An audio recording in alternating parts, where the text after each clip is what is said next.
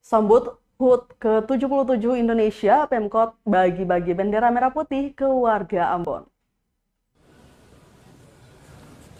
Menyambut hari ulang tahun atau HUT ke-77 Kemerdekaan Republik Indonesia tahun 2022, pemerintah kota atau Pemkot Ambon bagi-bagi bendera merah putih kepada warga.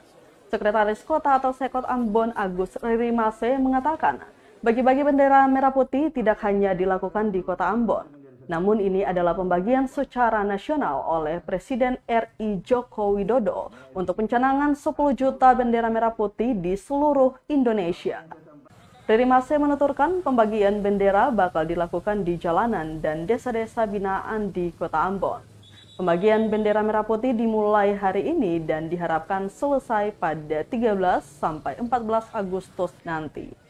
Pantauan tribunambon.com di lokasi pembagian bendera merah putih dimulai sejak pukul 9 pagi atau setelah Pemkot Ambon menggelar apel bersama dalam rangka persiapan perayaan 17 Agustus 2022.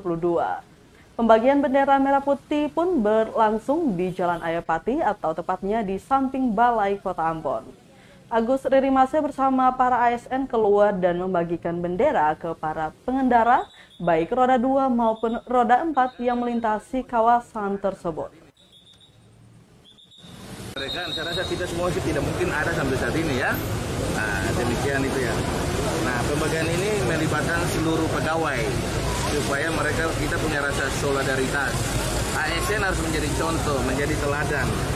Memulai dari diri kita sendiri sebagai aparatur sipil negara. Ada lagi?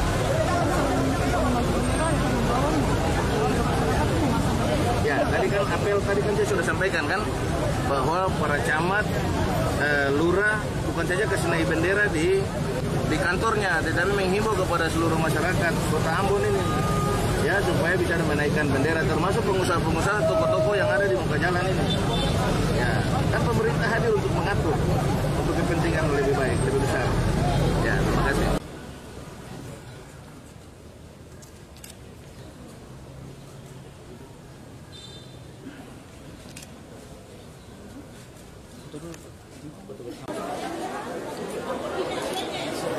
Terima kasih sudah nonton. Jangan lupa like, subscribe, dan share ya.